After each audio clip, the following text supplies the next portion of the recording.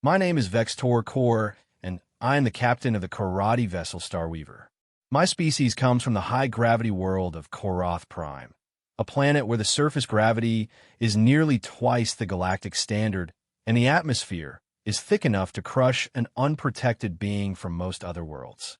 We are dense and powerful, covered in tough scaled hide that ranges from deep amber to dark bronze. We stand on two legs and have heavy muscular tails that help us maintain balance in our homeworld's crushing gravity. Our eyes are large and gold, adapted to the dim light of our thick atmosphere. Our voices are deep and resonant and deliberate. We have been spacefaring for 3,000 years. We built our civilization on a foundation of discipline, honor, and the absolute certainty that we do not need anyone else. I believe that with my whole heart. I believed it the way I believed that the sun would rise over Korrath Prime every morning. It was not a question. It was not an opinion. It was a fact as solid and undeniable as the gravity that shaped our bodies. I raised my daughter on that belief. I drilled it into every officer who served under me. I built my entire identity around the conviction that needing someone else was the same as failing. I was wrong, but I did not know that yet. All I knew was that my ship was dying and I had nowhere to turn.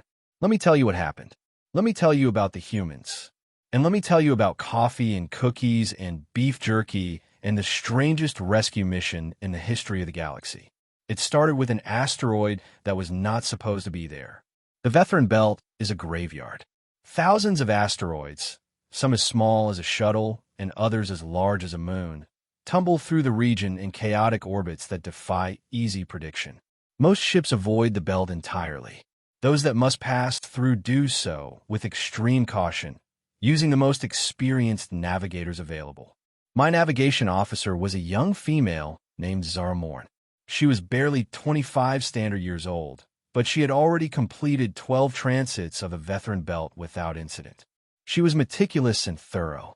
She checked her numbers 3 times before every course change. She cross-referenced every known object in the belt against our flight path. She was, by any measure, one of the finest navigators I had ever served with. I promoted her to the position 3 years ago over the objections of senior officers who believed she was too young. I stood by my decision because I saw something in Zara that our people often undervalue. She can adapt when circumstances change. She can think creatively when the standard solutions fail. These are not typical Korrathi virtues, and I have learned to treasure them. I watched her now, her golden eyes fixed on her dead console, her claws retracted and extended in a nervous rhythm. She was terrified. She was trying not to show it. She was failing. She did not see the rogue asteroid coming. The object that hit us was not on any chart. It had probably been captured by the belt's gravity field only recently, pulled in from deep space by the combined mass of the asteroid field.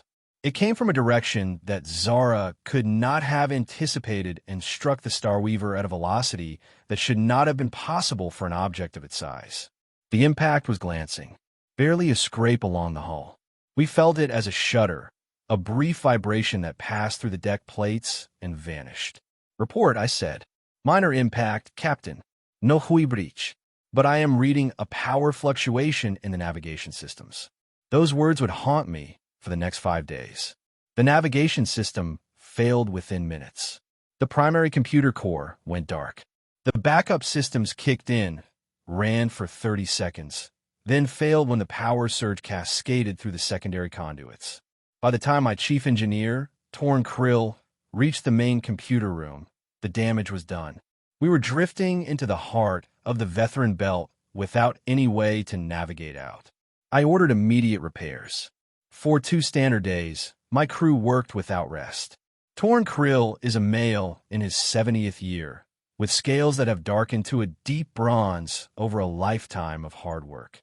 He led teams through access tubes that were never designed for emergency access, bypassing fried circuits and rerouting power through emergency channels.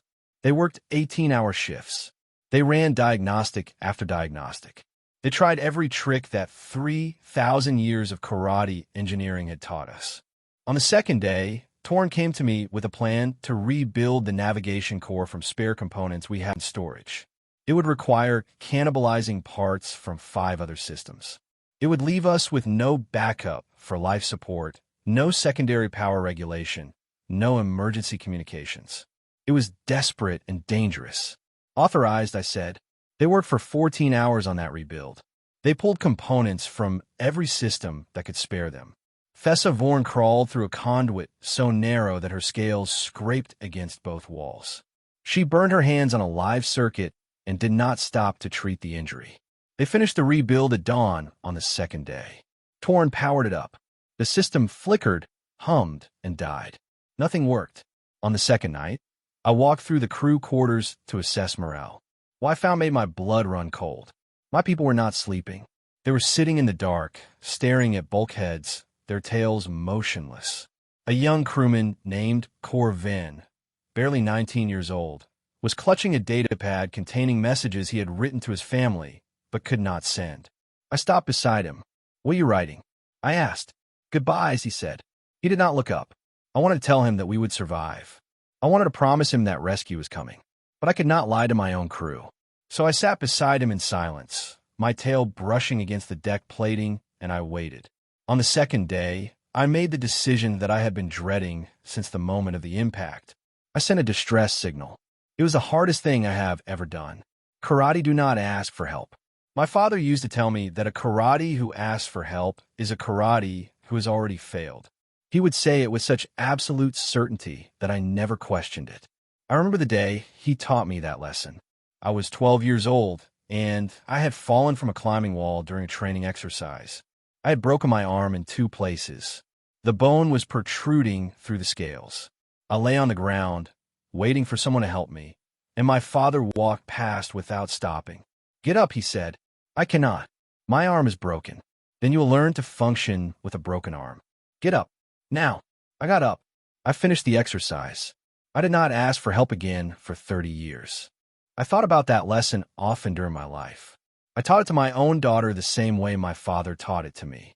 When Sarah was 8 years old, she fell from a tree in our courtyard and scraped her knee badly enough that the scales were torn away. She came to me, crying, blood dripping down her leg, and I sent her back outside to clean the injury herself. I stood at the window and watched her do it. Her hands were shaking, but she did it. I never comforted her afterward. I never told her that it was all right to cry. I just nodded and said, "Good. You're learning." She looked at me with those big gold eyes, wanting something I could not give her, and she went back to her room without another word. I told myself that I was making her strong. I told myself that the universe would not comfort her, so neither should I. I told myself 100 lies, and I believed every single one. I was proud of her that day. I'm ashamed of that pride now. I taught her to be strong the way my father taught me, but I never taught her that strength could include the wisdom to ask for help. Until now. The signal traveled at light speed to the nearest relay station, then jumped through the FTL network to the Galactic Council. I waited for a response with what remained of my pride. I sat in my command chair, watching the timer count the hours, and thought about my daughter. Her name is Sarah, 22 years old, studying engineering at the Korrathi Institute of Technology. Brilliant, top of her class, but stubborn in ways that worried me. She would stay up 3 nights running rather than ask a professor for help. She failed an examination rather than request an extension. I taught her that. Every lesson my father taught me about self-reliance and independence and the shame of needing others. And now I was breaking the very rule I had drilled into her. The response came on the 3rd day. High Counselor Valdris Thorn of the Xylosian Federation addressed the Council on our behalf.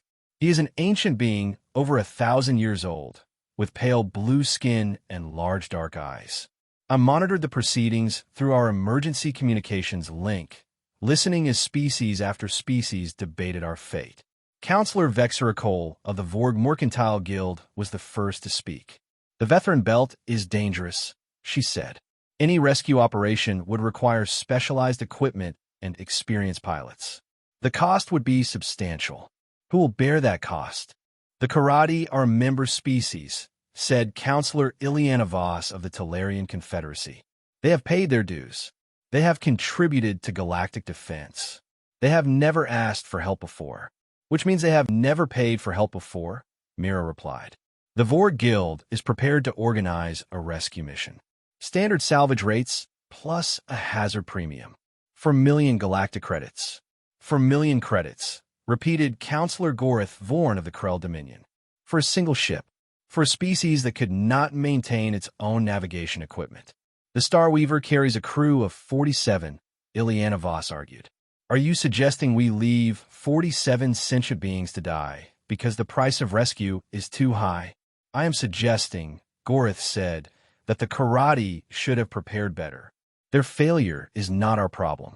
Counselor Thessa Vorn, a Xylosian elder with skin the color of deep water, raised her hand. High Counselor, the Vetharan Belt is notoriously unpredictable. A rogue asteroid could have struck any vessel. This is not a failure of preparation. It is a failure of luck. Luck is not a factor in galactic affairs, Gorith replied. Preparation is. And the Korrathi were not prepared. The debate continued for hours. The Vorlothi offered to send a salvage team at standard rates. The Zarn offered to sell us a new navigation system for triple the standard price. The Felner offered their condolences. The Droth demanded 5 million credits plus exclusive mining rights to the Vetharan Belt for 10 standard years. A representative from the Korn Collective spoke for 20 minutes about the precedent that a free rescue would set. If we rescue every stranded vessel without compensation, he argued, we remove the incentive for species to maintain their own safety standards. The Korrathi must face the consequences of their misfortune.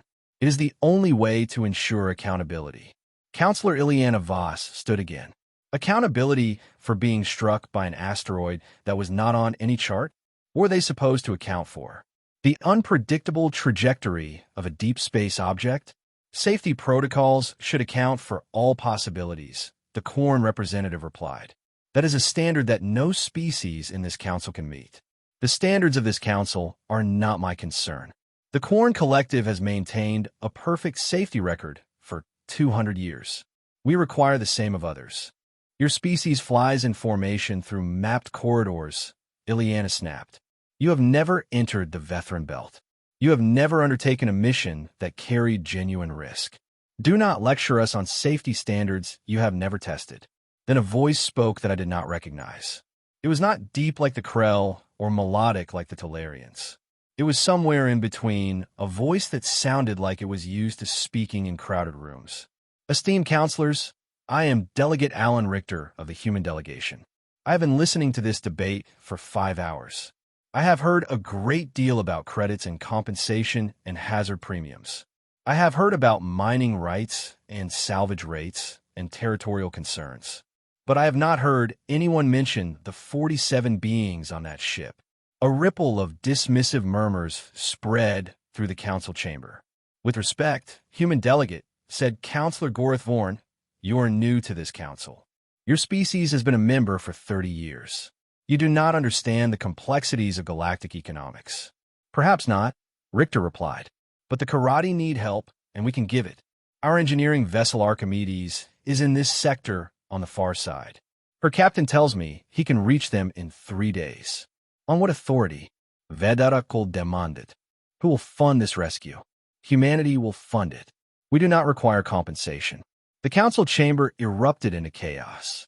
Your proposal is noted. High Counselor Valdris Thorn said finally, his ancient voice cutting through the noise. The council will vote. Everyone had a price. Everyone wanted something in return.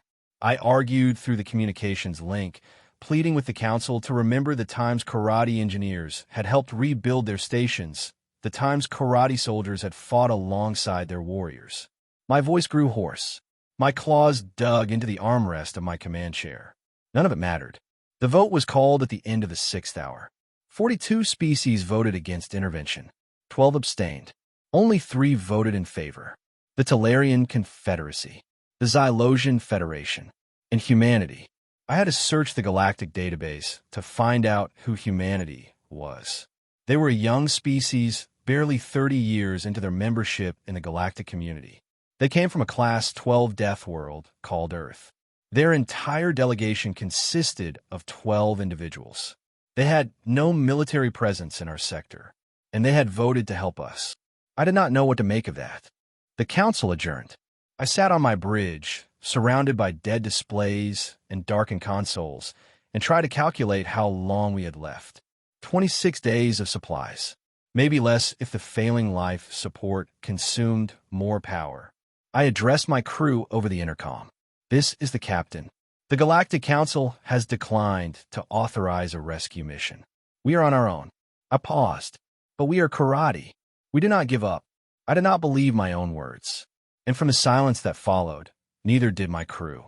On the third day, when hope had almost faded entirely, a message arrived. It was from a human vessel called the UNSS Archimedes. The message was addressed to me personally, signed by Captain Thomas O'Leary. He had been preparing his ship since the council session 3 days to gather provisions, plot a course, and brief his crew. Now he was underway. Captain Korr, this is the Archimedes. We are an engineering vessel, and we are coming to help. ETA, 3 days. We have repair drones, spare parts, and a full medical bay. We are also bringing coffee and snacks. Just hold on.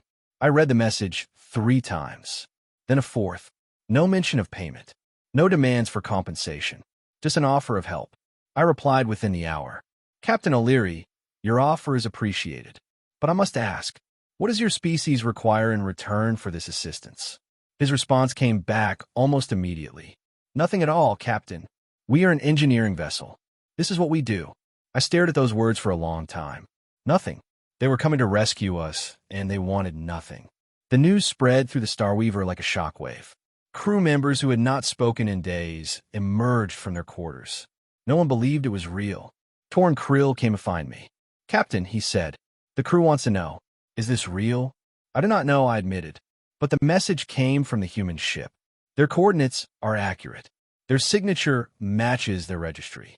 Why would they do this? I have been asking myself the same question for 3 hours. I have no answer. Torn stood in silence for a moment. Then he said something that surprised me. I think they are telling the truth. What makes you say that? When I was a young engineer, I worked on a joint project with human contractors. They were rebuilding a mining station in the outer sectors. They laughed constantly. They share their food. They asked about my family. He paused. They helped me repair a plasma conduit, even though it was not in their contract. When I tried to pay them, they refused. They said they were happy to help. I stared at him. You never told me this. It did not seem relevant, Captain. Until now. I spent the next 3 days monitoring the Archimedes' progress through the Council's tracking networks. She moved with purpose. She did not deviate from her course. She came straight toward us, her path as direct as a line drawn on a star chart. I watched her trajectory obsessively. Every few hours, I checked her position, her speed, her estimated arrival time. I told myself it was practical, a captain monitoring a potential rescue. But the truth was simpler. I could not believe she was real. I kept expecting her to turn around, to change course, to send a message saying the council had ordered her to stand down. She never did. On the third day, she entered the Vetharan Belt. I watched Luis Reyes navigate through the belt for 18 hours. I did not look away. The Archimedes moved through the asteroid field like a dancer through a crowded room. She did not rush. She did not hesitate. She found gaps in the debris that my own navigators would have missed, threading her hull through openings that seemed impossibly narrow. Twice, I watched her change course at the last moment, avoiding objects that had appeared on sensors only seconds before. Each time, she emerged intact. I had never seen flying like that. I had never imagined it was possible. She is good, Zermorn said quietly. She was watching from her bunk in the medical bay, her datapad linked to the bridge display. She is remarkable, I agreed. The Archimedes found us at the end of the third day. She emerged from a cloud of debris and dust, her hull scarred and dented from the passage, but intact. She was not a warship. She was not sleek or intimidating. She was an engineering vessel, covered in docking ports and maintenance hatches, built for function rather than form. Her paint was scratched. Her drive system was cycling down with a sound that was more wheeze than hum. She was the most beautiful thing I had ever seen. Korrathi vessel Starweaver. This is Captain Thomas O'Leary of the human engineering ship Archimedes. We are here to assist. Please respond. My voice cracked when I answered. Archimedes, this is Captain Vex'tor Korr of the Starweaver. We have been expecting you. It is good to hear your voice. The first human to board my ship was a large man with a bushy beard and steady hands. His name was James Kowalski, chief engineer of the Archimedes. He carried a toolkit that looked like it had seen decades of use and a datapad that was already displaying diagnostic schematics. He stepped through the airlock like he owned the place, his eyes scanning every surface. Behind him came a woman named Sarah Mitchell, a medical officer with sharp features and calm eyes. She carried a trauma kit and moved with the quiet confidence of someone who has seen worse. Behind them came a third human, carrying something that I did not recognize at all. A large metal container with a spout and a handle, shiny and silver, completely out of place in the middle of a rescue operation. Then came a fourth human, a young woman with dark skin and close-cropped hair. Her name was Sophia Mendez, the Archimedes' structural engineer. She was barely older than my daughter. "You have microfractures along the port bow section," she said without preamble. "I will need to reinforce them." She did not wait for permission. She simply walked past me and began work. A fifth human followed, a communications officer named Samuel Adebayo. He carried a portable relay unit that he began installing near the airlock without asking. "Your communications array is barely holding together," he said. "This will give you a stable link while we work." I stood at the airlock, watching these strange beings pour into my ship. They did not ask for directions or wait for introductions. They simply began solving problems. I would learn later that the third human was named Pierre Dubois, and that his metal container was called a coffee urn. But at that moment, I was too exhausted to ask. "Captain O'Leary," I said, meeting him at the airlock. "I am in your debt." "You are in no one's debt," O'Leary said. He had a weathered face, gray streaking red hair, deep lines around his eyes. He looked like someone who had seen the worst the universe had to offer and had decided to be better anyway. "Let us see what we can do." The assessment took 4 hours. Kowalski and his team crawled through every compartment of my ship, cataloging damage and identifying priority repairs. Cracked conduits leaking power into the hull. Stress plates that could have failed under stress. Burned out regulators that had taken entire systems offline. The failing life support system, which they diagnosed within minutes. Sarah Mitchell set up a medical station in the mess hall and began treating my crew. She found broken bones and deep bruises and one case of radiation exposure from a leaking shield panel that could have become fatal if left untreated. My crew watched her with a mixture of gratitude and bewilderment. They were not accustomed to being helped. Neither was I. Then Kowalski came to find me on the bridge. "Your navigation system is a mess, Captain. The primary core is fried. The casing is cracked. The backups are shot." My heart sank. "Can you fix it?" He looked at me and grinned. It was not a Korrathi expression. It took me a moment to recognize it as confidence. "Captain, I have rebuilt a fusion reactor using spare parts from a cargo hauler and a roll of duct tape. I once kept a ship flying for 3 days with no navigation computer at all. I will figure something out." He turned to his team. "Sophia, I need you to pull the schematics on the Korrathi navigation architecture. Cross-reference it with our universal adapter systems. If we cannot fit a replacement, we will build a bridge." Sophia Mendez nodded and left. Kowalski turned back to me. "Your life support is running on emergency reserves. Your power conduits have microfractures. Your maneuvering thrusters are offline. We're going to fix all of it. Right here, right now. That is what an engineering ship does." I stared at him. "You can fix all of this? Here? In the middle of the belt? We did not come here to take you somewhere else, Captain. We came here to fix your ship. That is the whole point of the Archimedes. We are a mobile repair yard. We have fabrication equipment, spare components, and the best engineers in human space. We will build what we need. You barely know us. We have no treaties, no agreements, no relationship of any kind. And you would spend your time and your resources to rebuild a ship that is not your responsibility?" Kowalski looked at me and considered the question like it deserved a real answer. "Captain, do you need a reason beyond the fact that you need help?" I had no answer to that. The repair work began immediately. Kowalski and his team worked around the clock. They did not just patch the damage. They rebuilt.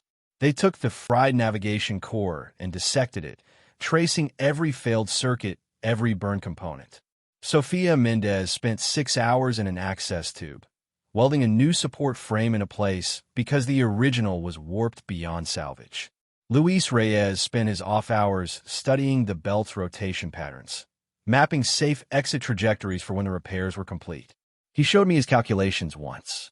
They covered an entire wall of his quarters, lines and numbers overlapping in a dense web that made my head hurt.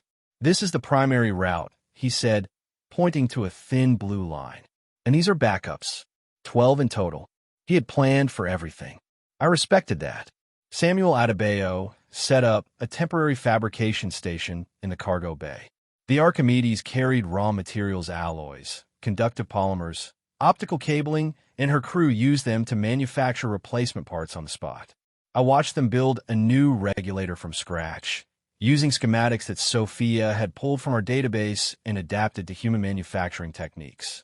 Your people are remarkable, I said to O'Leary, watching the work from the bridge. They are, he agreed. But do not tell them I said that. It will go to their heads. Sarah Mitchell treated 11 of my crew members. She set broken bones and treated injuries and administered medication. She worked with a calm, steady efficiency that I found deeply reassuring. She did not react to the sight of Korrathi anatomy, even though she later told me she had never treated a member of my species before. She spent 2 hours sitting with Zara Morn, who had been thrown against a bulkhead during the collision and was suffering from a concussion that left her disoriented and confused. "You are going to be fine," Sarah told Zara. "The bone will heal. The confusion will pass." Zara, who had barely spoken since the collision, began to cry. And through it all, there was the coffee. Pierre Dubois set up his urn in the mess hall and kept it filled at all times. My crew lined up for cups, their exhaustion forgotten, their spirits lifted by the simple pleasure of a warm drink. They cupped their hands around the ceramic mugs, letting the heat seep into their tired muscles. They breathed in the aroma. They drank slowly, savoring each sip. And then came the snacks. Pierre brought out containers that he had packed in the Archimedes' stores. He opened them one by one, setting them on the tables in the mess hall. "These are called chocolate chip cookies," he said, holding up a small round disc. "They're sweet and soft. We eat them when we need comfort." He opened another container. "These are hard candies, peppermint flavor. They last a long time in the mouth." Another container. "This is beef jerky, dried, salted meat. It is savory and chewy, good for energy." Another. "These are chocolate bars, dark chocolate, very rich, very satisfying." My crew gathered around the tables, staring at the strange items. We did not have food like this on Korrath Prime. Our food was functional, designed to provide nutrition with maximum efficiency. The concept of food as pleasure, as comfort, as a social experience was foreign to us. Pierre picked up a cookie and offered it to Torn Krill. "Try it," he said. Torn took the cookie cautiously. He examined it from all angles. He sniffed it. Then he took a small bite. His eyes widened. "What is this?" he asked, his voice filled with wonder. "A chocolate chip cookie," Pierre said. Torn finished the entire cookie in 3 bites. "I need another one," he said.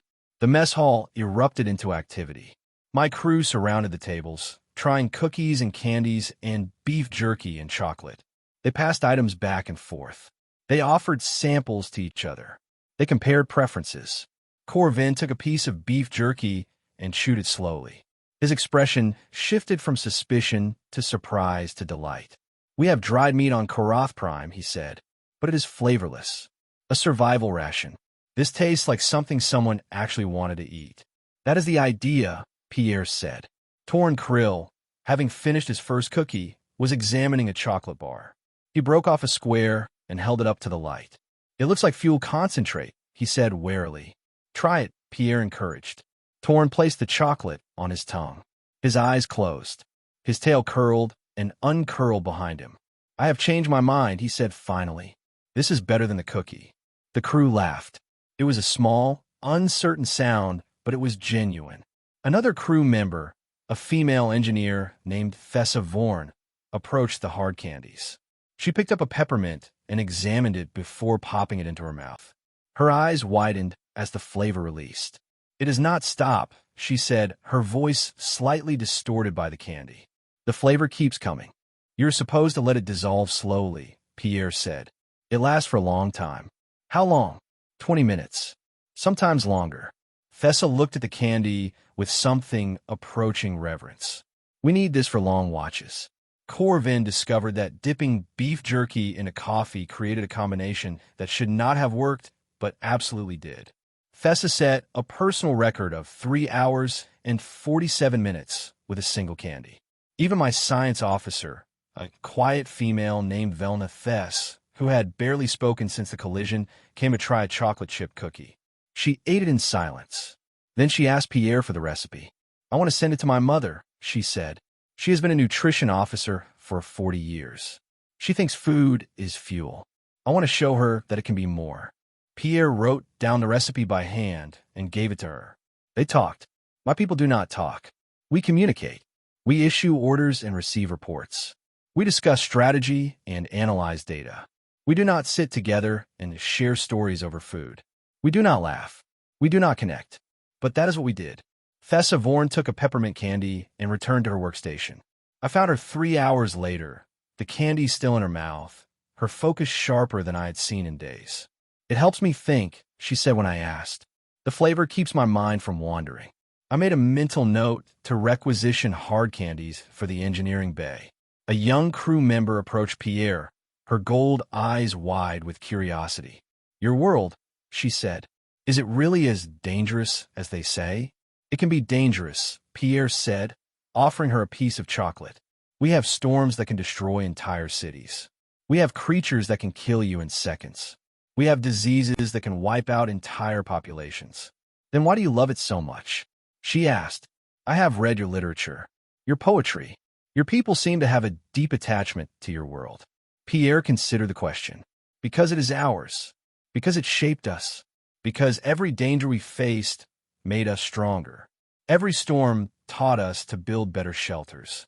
Every predator taught us to be more alert. Every disease taught us to develop medicine. Our world did not coddle us. It challenged us, and we rose to meet that challenge." He paused, looking around the mess hall. "And because it gave us coffee, and cookies, and friends." My crew laughed. It was a rusty, unpracticed sound. I realized that I could not remember the last time I had heard laughter on my ship. "Your people are strange," I said, joining the conversation.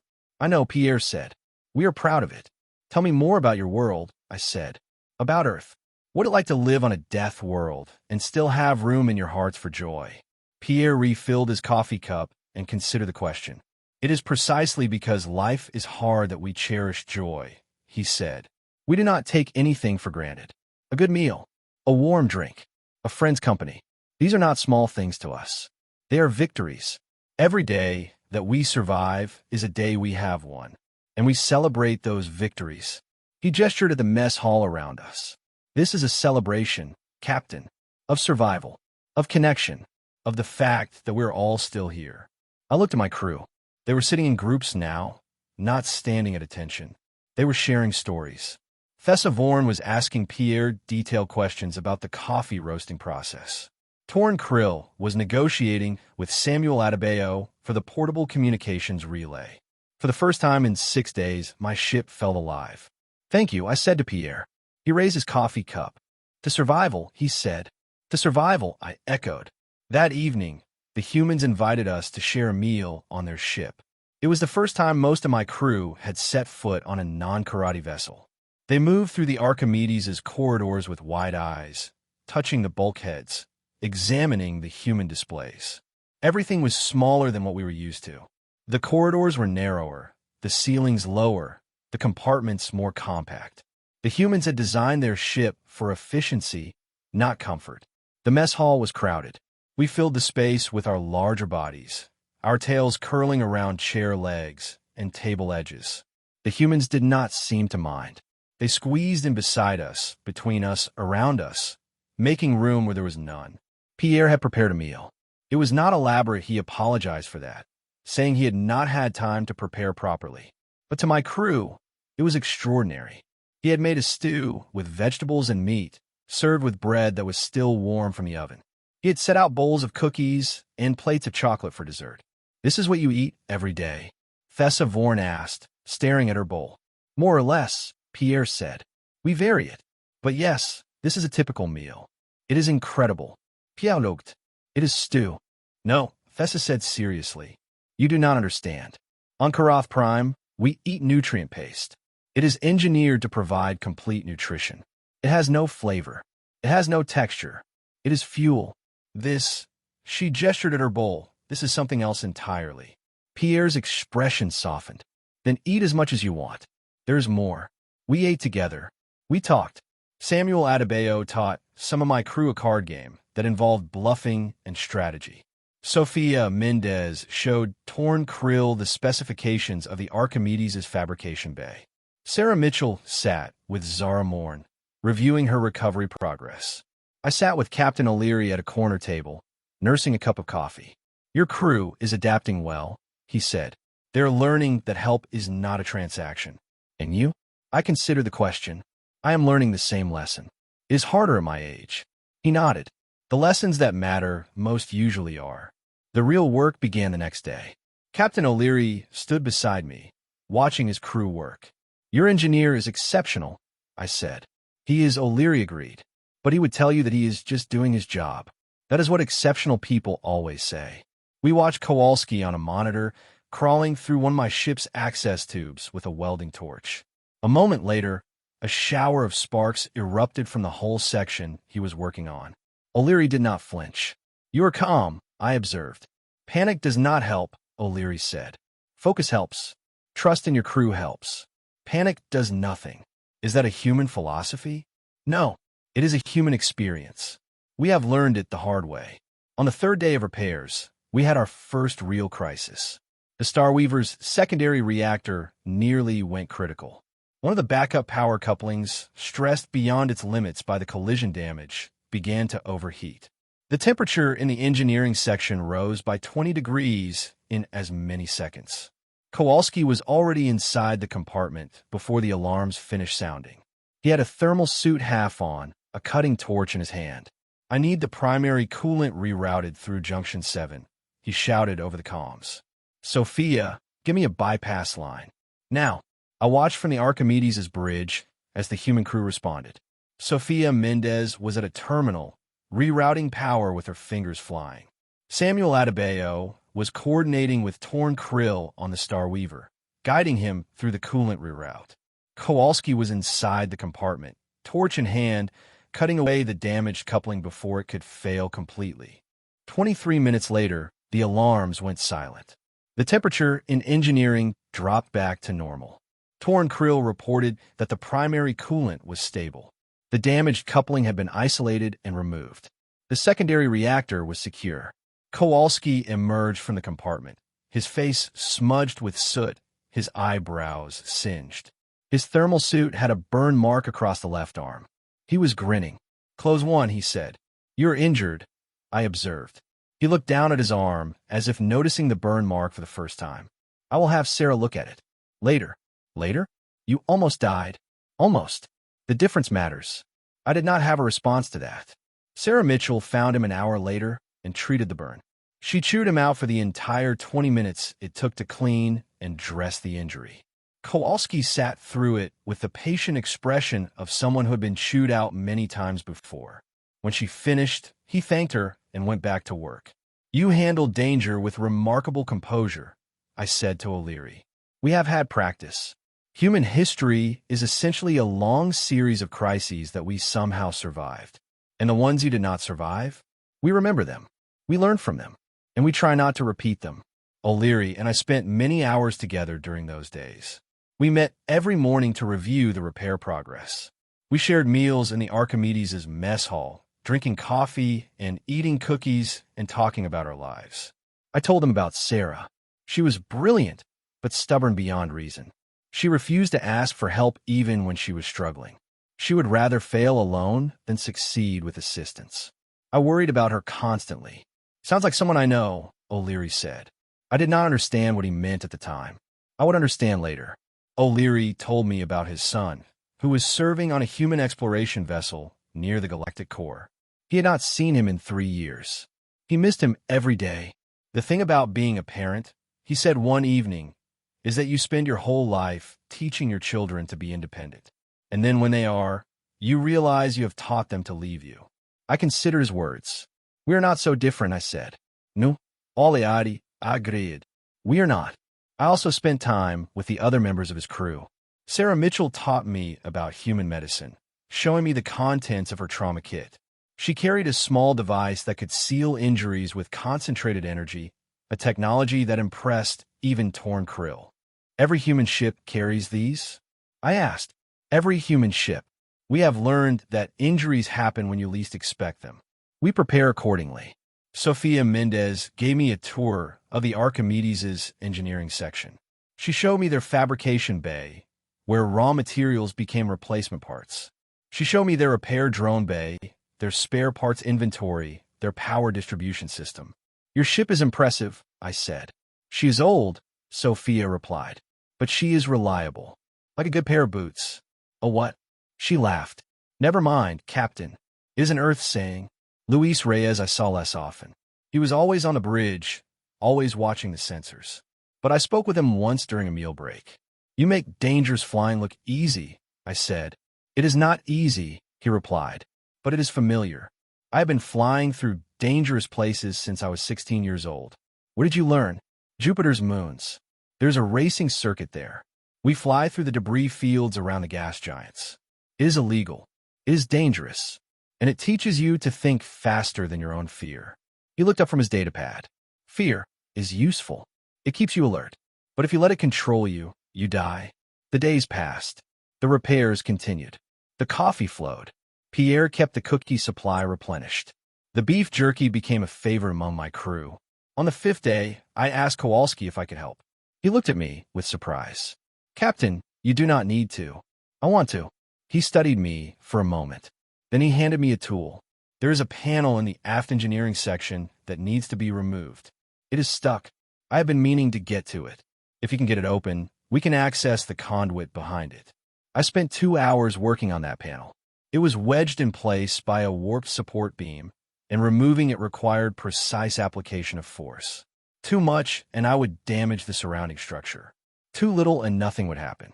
I learned to feel the panel's resistance, to find the angle where it would give way.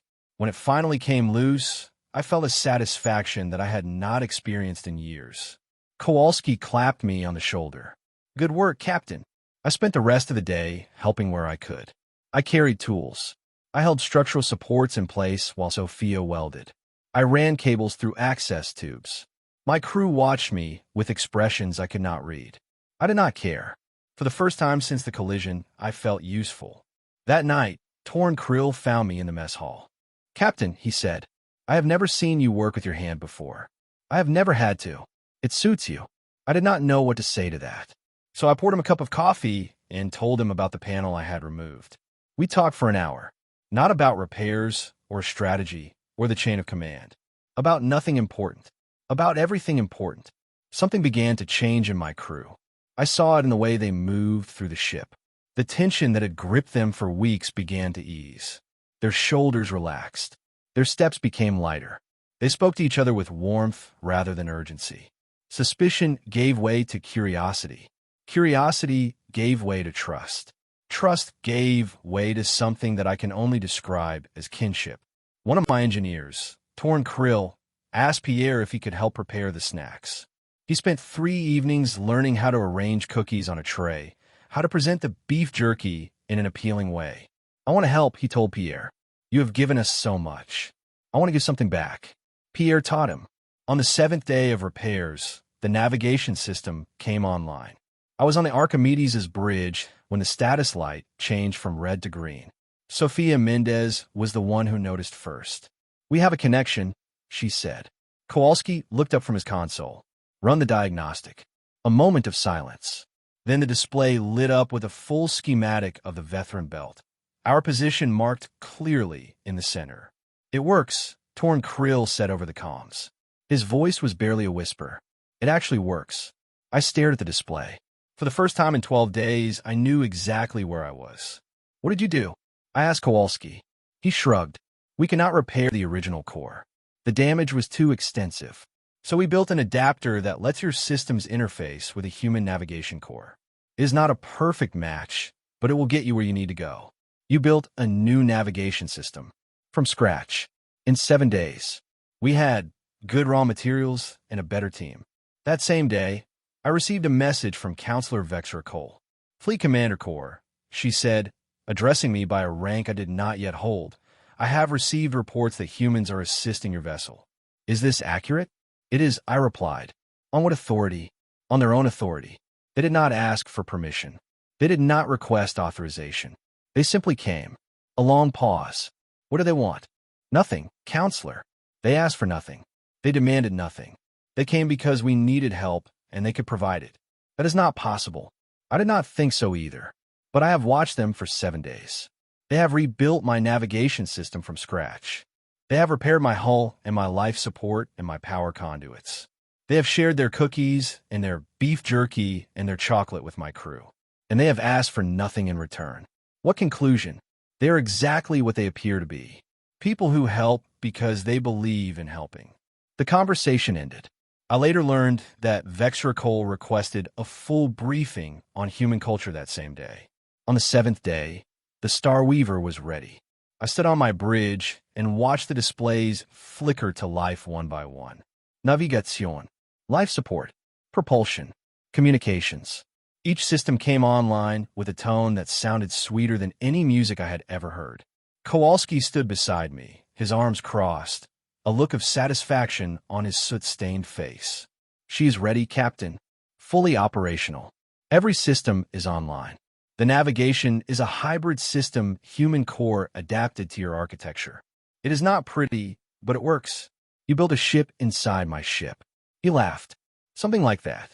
I extended my hand, palm open, in the Korrathi gesture of friendship.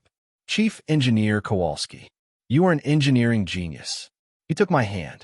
His grip was firm and warm. Just doing my job, Captain.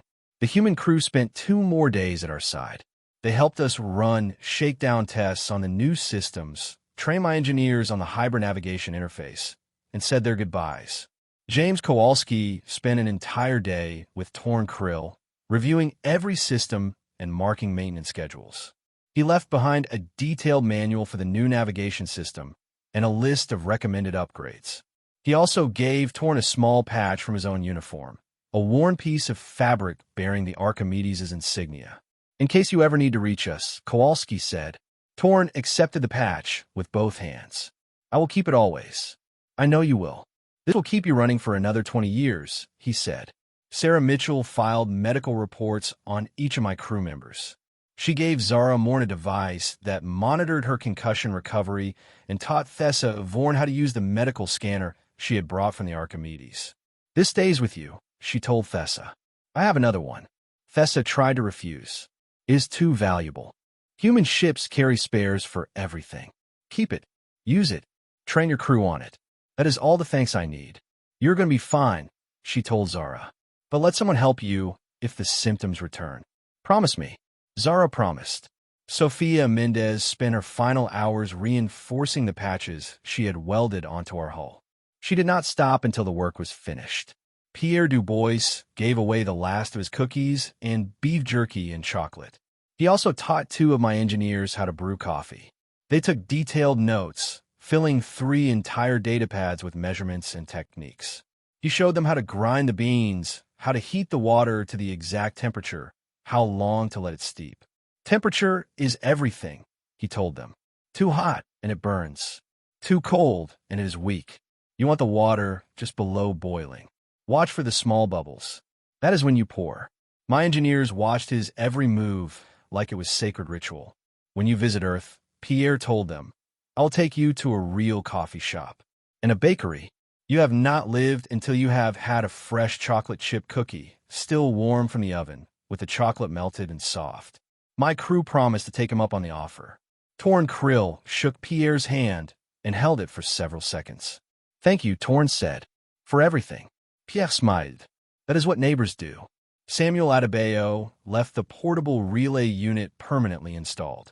Consider it a gift from humanity, he said. I met with Captain O'Leary on the observation deck before the Archimedes departed. I wanted to thank you, I said. Not just for the repairs. For showing me that I was wrong. Wrong about what? About everything. I believed that strength meant independence. I believed that asking for help was a sign of weakness. I believed that the galaxy was a place where every species looked after its own interests and nothing more. I paused. I spent my entire life preparing for a universe that does not exist. You show me the one that does. The one where strangers help each other for no reason other than because they can. O'Leary was quiet for a moment. Captain Korr, do you know why humans are so eager to help? Tell me. Because we know what it's like to need help and not receive it. Our history is full of times when we failed each other. When we turned away. When we chose profit over people. We remember those times. They are in our literature and our art and our collective memory. And we have decided, as a species, that we do not want to be that anymore. He looked at me. We are not perfect. We make mistakes. We fail. But we keep trying. Because the alternative is unacceptable. I extended my hand again. Captain O'Leary, I do not know if our paths will cross again. But you have changed me. You have changed my crew. You have changed my species. We will never forget what you did for us. O'Leary took my hand. Nor will we forget you, Captain. We stood on the observation deck. Watching the stars will slowly pass the viewport. Two captains from two different worlds. I will write to you, I said. About Sarah. About everything. I would like that, O'Leary said. He left to prepare his ship for departure. I stayed on the observation deck, watching the Archimedes undock and drift away. She looked small against the backdrop of stars. Vulnerable. Human. I watched until her running lights disappeared into the darkness. The crew of the Starweaver stood at their stations in silence. No one spoke. No one moved. We simply listened to the fading hum of the Archimedes' engines until there was nothing left but the silence of space. Then Torn Krill broke the quiet. Captain, he said, I have an idea for improving the coffee brewing process. The crew laughed. It was not much of a laugh, but it was real. Tell me about it over a cup, I said. We gathered in the mess hall. Pierre had left us with enough coffee for 2 months. I brewed the first pot myself. It was terrible. I had used too much water and the temperature was wrong. But we drank it anyway. It was the best cup of coffee I had ever had. I contacted Sarah on the first day. I had a functional communications array. I told her everything. She listened without interrupting. Father, she said when I finished, I have something to tell you. What? I failed an examination last month. I did not tell you because I was ashamed. I thought you would be disappointed in me. Sarah, I am not disappointed. I am proud that you are telling me now. I asked my professor for help. After I failed, I told him I was struggling and I asked for assistance. He gave me extra tutorials. I passed the resit. Her voice wavered. I thought you would be angry. I thought you would say that I was weak, that I should have found a way on my own, that asking for help meant I was not good enough. I closed my eyes. She was describing the voice inside my own head, the one I had inherited from my father and passed on to her like a curse. I would have said those things before, I admitted, before the humans, before I learned that strength is not the same as isolation. No, I am not angry. I am proud of you, more proud than I have ever been. Why? Because you did something I could not do for 30 years. You asked for help. She was quiet for a moment. I want to meet them. The humans. One day you will. 2 weeks later, I submitted a formal report to the Galactic Council. The humans who came to our aid did not ask about our politics or our economics. They did not inquire about our ability to pay or our status in the galactic community. They simply came. They brought engineers and medical supplies and fabrication equipment. They built a new navigation system for my ship using their own technology adapted to our architecture. They brought a beverage called coffee that has become a staple of our daily routine. They brought cookies and chocolate and beef jerky and hard candies. They shared everything they had with us. I spent my entire life believing that strength meant independence. I believed that asking for help was a sign of weakness. I believed that the galaxy was a place where every species looked after its own interests and nothing more. The humans taught me that I was wrong. Strength is not independence. Strength is knowing when to ask for help. Strength is knowing when to offer help. Strength is understanding that we are all, every species in this galaxy, connected to each other in ways that we do not fully understand. The humans call their philosophy many things. Some call it compassion. Some call it duty. Some call it simply being a good neighbor. I call it the future. The council chamber was silent after I finished. Counselor Ileana Voss was the first to speak. Fleet Commander Korr, your report is remarkable. I have served on this council for 40 years. I have never heard a representative speak the way you have spoken today. Because I have never had anything worth saying before, I replied. Counselor Vex'tor Korr requested permission to speak. I owe the Korrathi an apology. When your distress signal arrived, I saw only the cost of rescue. I did not see the cost of inaction. The humans have taught me something that I do not like about my own species. What is that? That we have become merchants of compassion. We sell help to the highest bidder.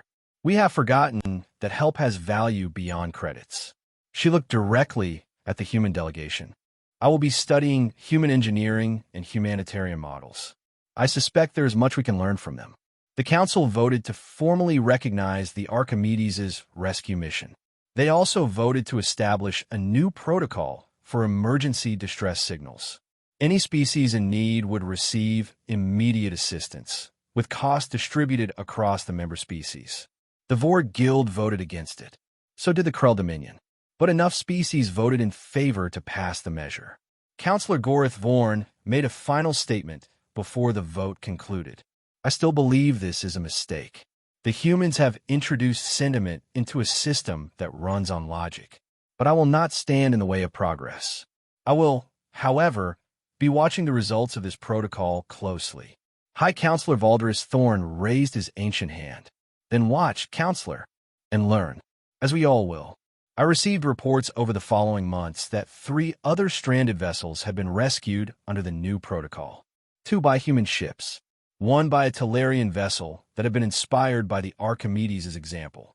The galaxy was changing, slowly, reluctantly, but undeniably. I was promoted to fleet commander after the report was submitted. I command a fleet of 12 ships now.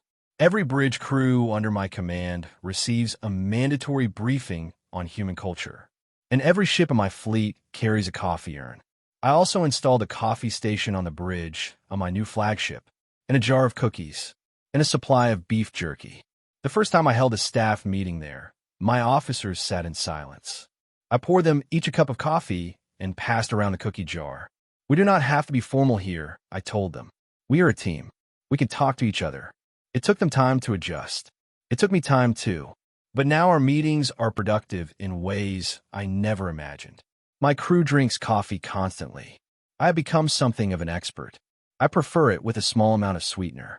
Pierre Dubois sent me a care package containing 50 kilograms of coffee beans, a detailed instruction manual on brewing techniques, and 10 bags of chocolate chip cookies.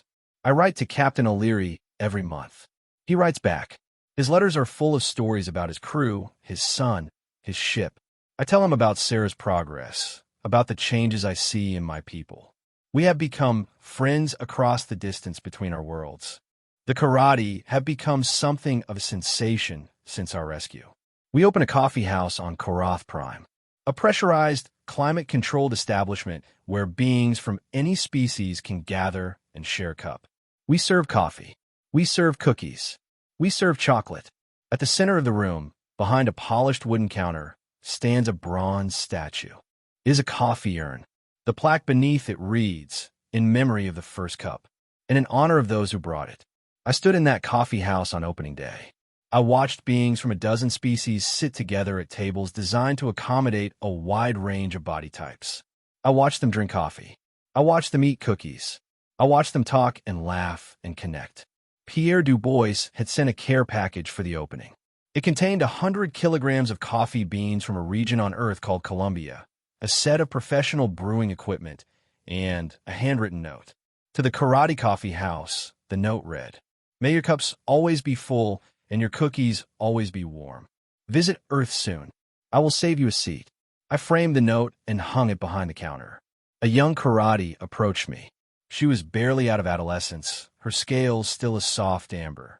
"Fleet Commander," she said, "I want to join the human fleet." I set down my cup. "Why?" "Because they help people. Because when your ship was stranded, they came. They rebuilt your navigation system. They brought coffee and cookies. They did not ask for anything in return. I want to be like them." I looked at her for a long moment. "Then go. And when you find yourself in trouble, remember that someone will come." She nodded and walked away. I watched her leave, and I thought about my daughter. Sarah had applied for an exchange program with the Human Engineering Corps. She wanted to spend a year serving on a human vessel, learning their methods, their technology, their way of being. I had signed the approval forms without hesitation. I took her to the spaceport on the day she departed.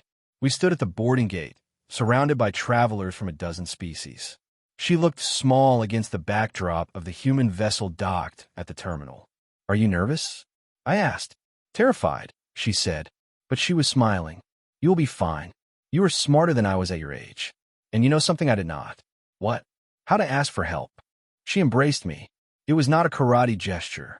It was something she had learned from the humans, from the stories she had devoured after my rescue. But I returned it anyway. "Write to me," I said. "Every week," she promised.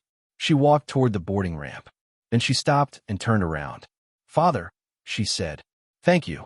"For what?" "For being wrong." I laughed. It was the first time I had laughed in her presence in years. "Go. Learn. And when you come home, tell me everything." She nodded and walked onto the human ship. I watched until the boarding ramp closed and the hatch sealed behind her. The engines lit, and the ship lifted off with a low hum that vibrated through the observation deck. I stood there long after it disappeared into the black. A young officer approached me.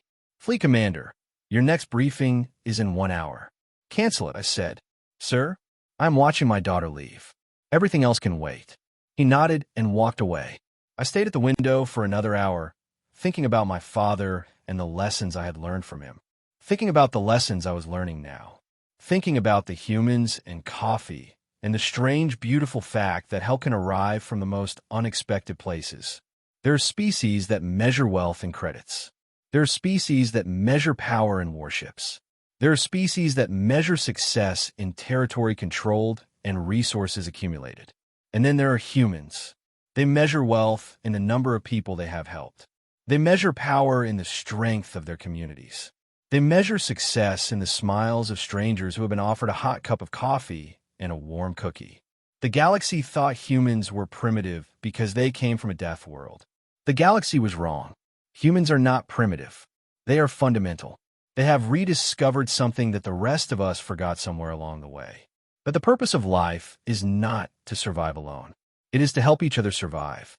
I am Vex'tor Korr, Fleet Commander of the Korrathi Fleet. I come from a world of high gravity and thick atmosphere. I was forged into something tough and resilient and proud. I believe that I did not need anyone. I was wrong. I needed help. And when I asked for it, the humans came. They came with engineers and fabrication equipment. They came with skill and compassion and steady hands. They rebuilt my ship where it sat, in the heart of the Vetharan Belt, because that is what an engineering vessel does. They came with coffee and cookies and beef jerky and chocolate.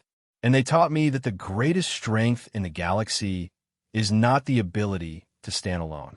It is the willingness to reach out. If you're out there, stranded and alone, wondering if anyone will come, someone will. Maybe not the council. Maybe not the merchants or the warriors or the politicians. But someone will come. It might be a human. They will probably bring coffee. Please like and subscribe to our channel.